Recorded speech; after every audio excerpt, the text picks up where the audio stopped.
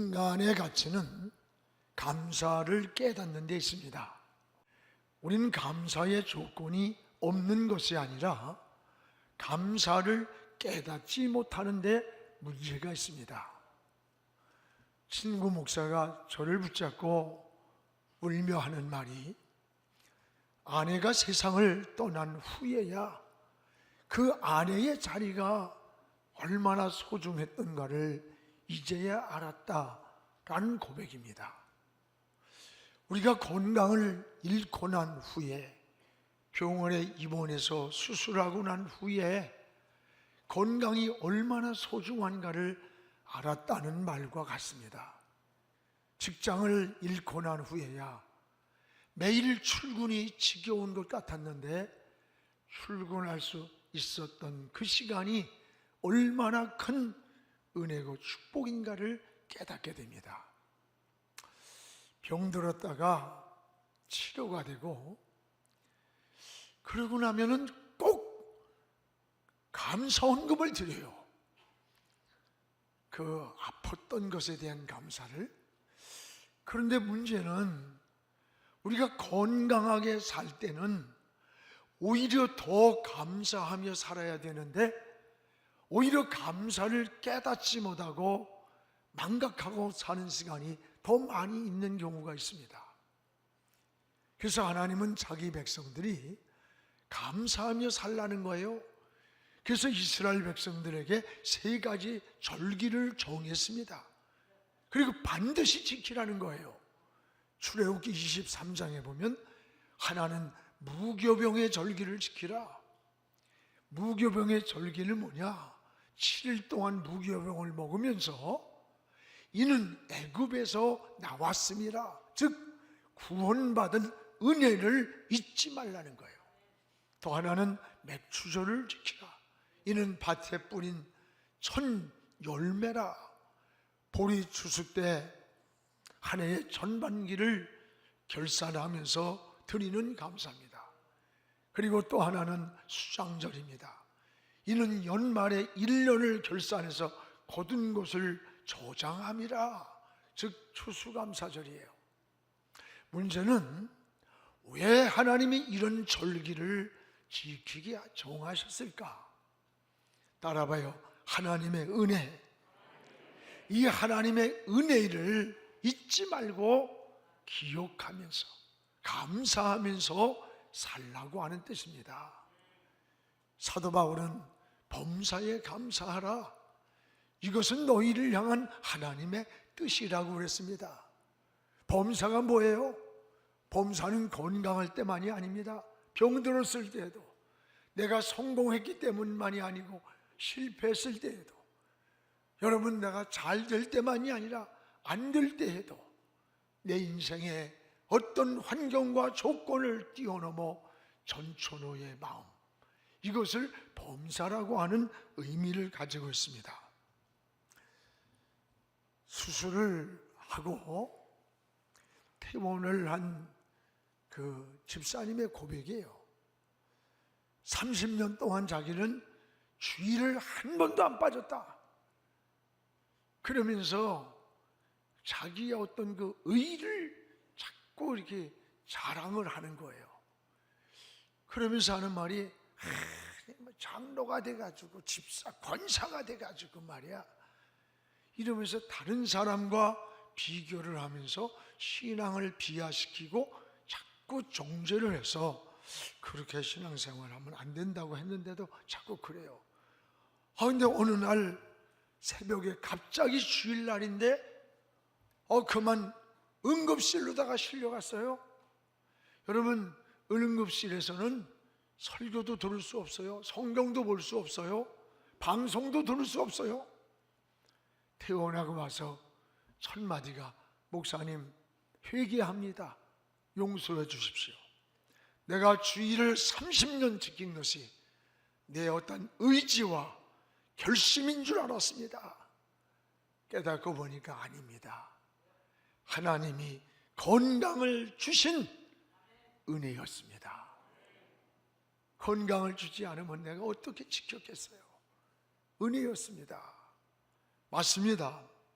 우리가 지금 살고 있는 것이 다른 사람보다 건강해서가 아니에요. 하나님의 은혜라고 감사하시기를 바랍니다. 그래서 기도를 드려도 감사를 드리는 기도가 최상의 기도라고 했습니다. 예배를 드려도 감사로 드리는 예배를 하나님이 기뻐 받으시는 거예요. 시편 50편 23절에 감사로 제사를 드리는 자가 하나님을 영화롭게 한다라고 했습니다.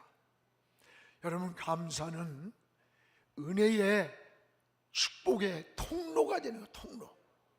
반면에 원망과 불평은 마귀가 들어오는 이 불행의 통로라는 것을 잊지 마시기 바랍니다. 오늘 말씀에 예수님이 사마리아와 이 갈릴리 사이를 지나가는데 일어난 사건이에요. 한센병자들이 살고 있는 이 마을을 들어서는데 10명의 한센병자들이 예수님이 오신다는 소식을 듣고 나왔는데 가까이 가지도 못하고 멀리 서서 나사렛 예수여, 우리를 불쌍히 여겨달라고 울부짖는 거예요. 여러분, 한센병이 지금은 이게 치유가 거의 완치된다고 해요. 근데 그 당시에는 아주 무서운 병입니다. 한센병은 이 피부병이에요. 그래서 속에서부터 시작해가지고 점점 밖으로 나와서 이 피부가 막 문드러져 내리는 거예요. 또 하나는 신경 감각이 마비가 돼가지고 손마디가 빠져나가고 운동장애가 일어나는 거예요. 또 하나는 전염이 돼요. 한센병이라는 진단이 떨어지는 시간부터 가족을 떠나야 되고 사랑하는 이를 이별하고 이웃과 격리를 해야 돼요. 그래서 예수님이 지나가는데도 예수님 곁으로 달려가지도 못하고 멀리 서서 우리를 불쌍히 여겨달라고 울부짖는 이 처절한 모습을 오늘 본문에서 소개합니다.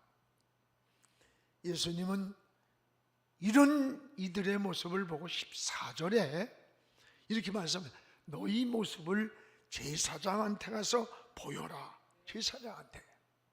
당시 제사장들은 판결권을 가졌어요.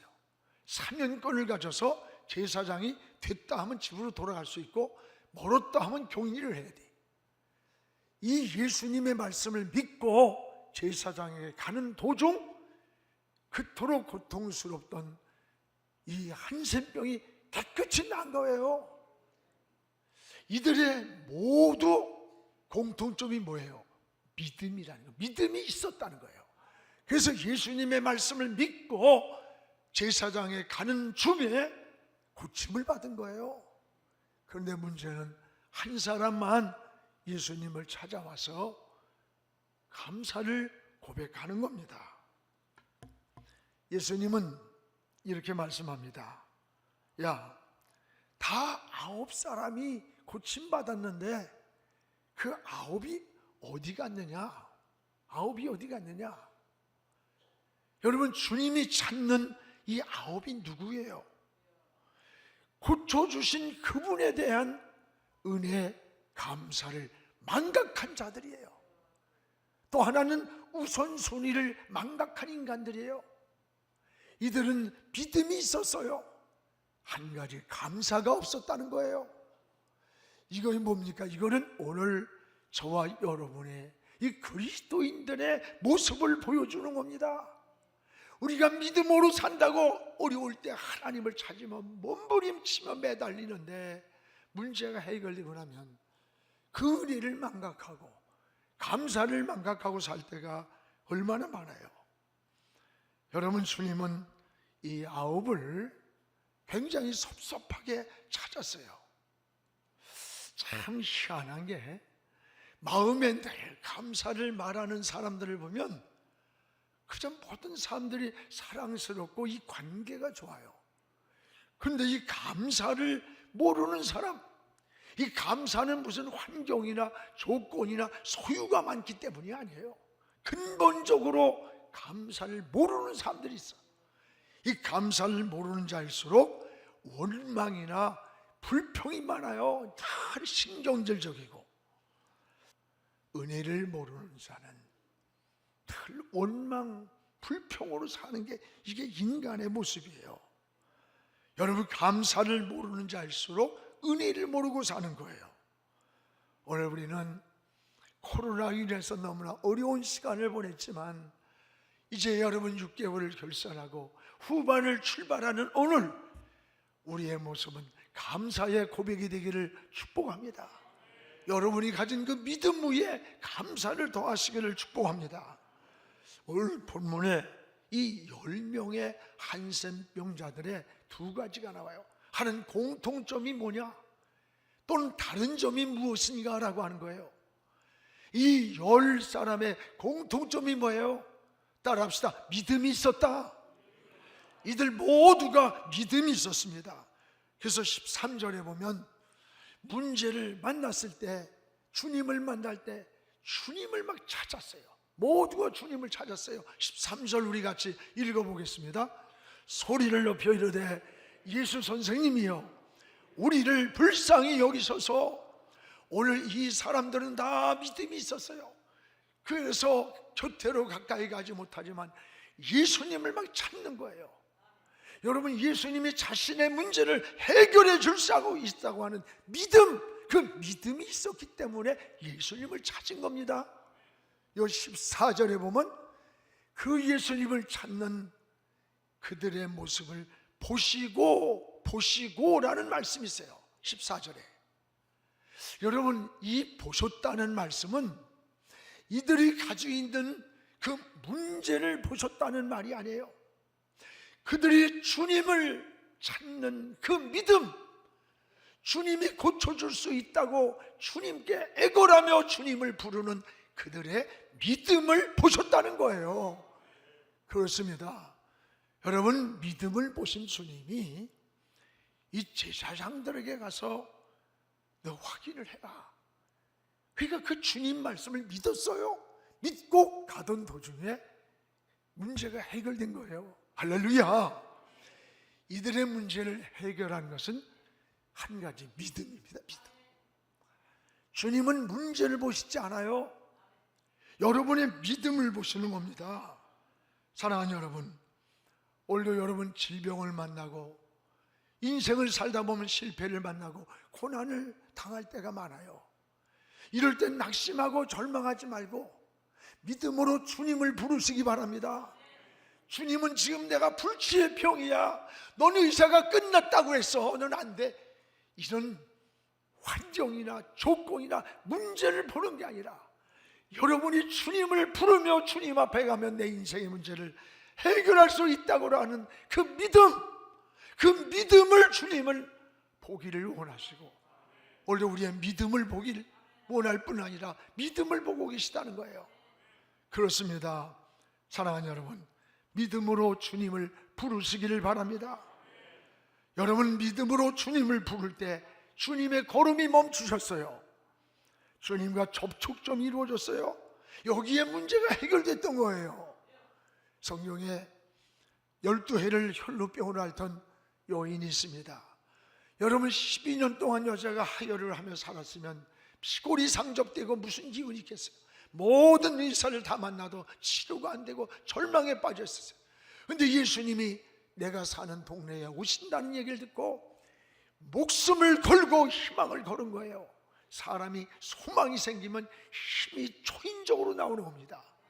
그래가지고 일어나서 건강한 사람도 주님을 만나기 힘든 그 군중을 헤치고 들어가서 내가 예수님의 옷자락에만 내 손이 닿아도 나을 것을 믿고 예수님의 옷가에 손이 닿는 그 시간, 손을 내미는 그 시간에 12년 동안 흐르던 하혈이 멈춘 거예요.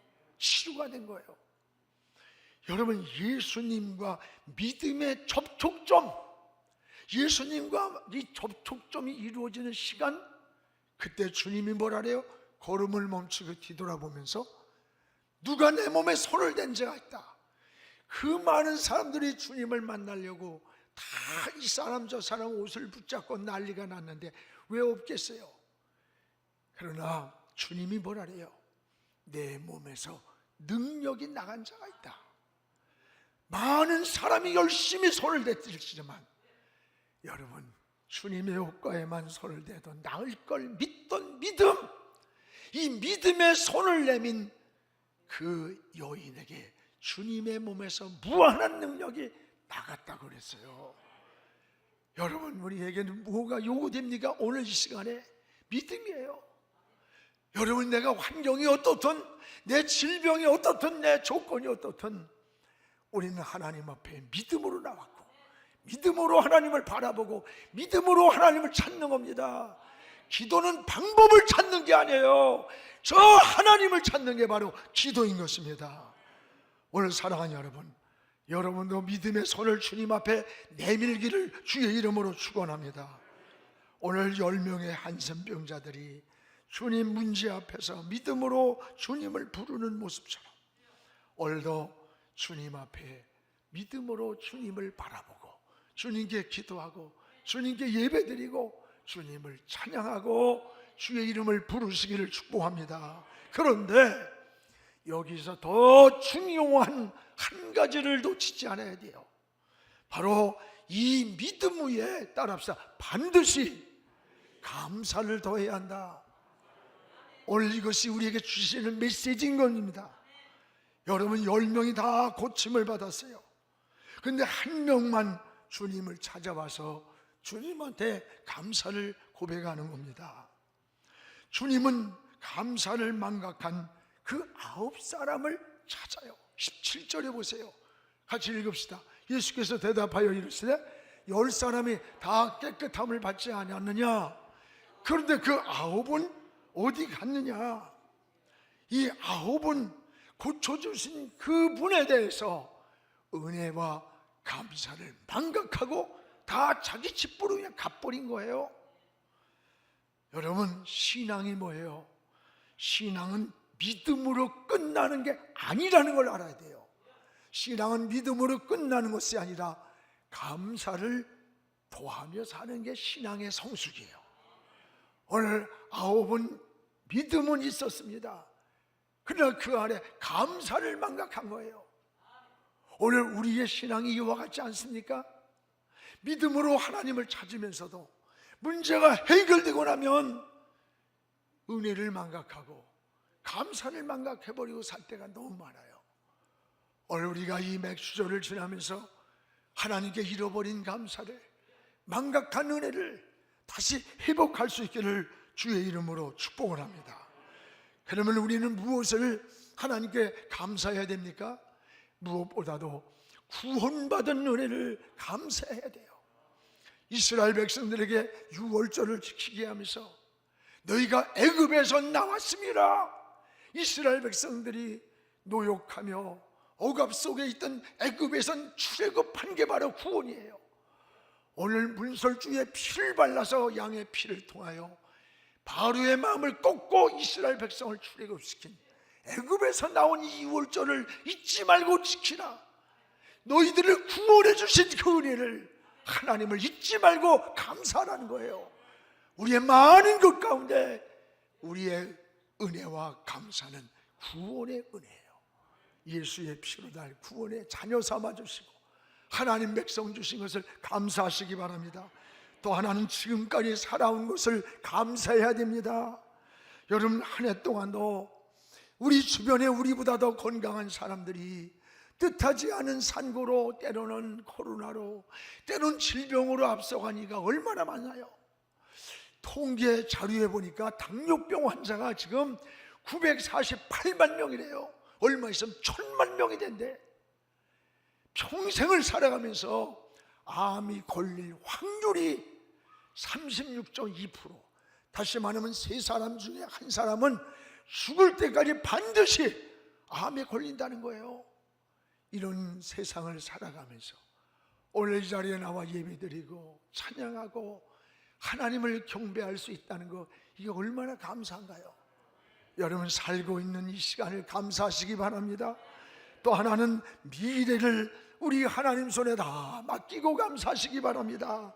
이 미래의 시간은 하나님만 하시는 시간이에요. 여러분, 자신의 미래를 아는 사람은 아무도 없습니다.